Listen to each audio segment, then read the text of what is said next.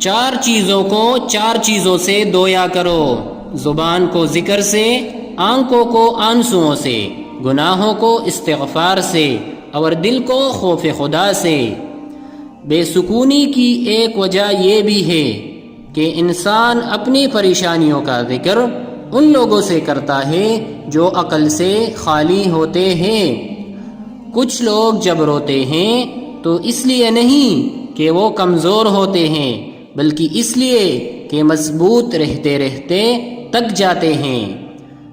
نیک لوگوں کی صحبت سے ہمیشہ بھلائی ملتی ہے، کیونکہ ہوا جب پھولوں سے گزرتی ہے تو وہ بھی خوشبودار ہو جاتی ہیں۔ جب آنکھ کے نفس کی پسندیدہ چیزیں دیکھنے لگے تو دل انجام سے آندھا ہو جاتا ہے۔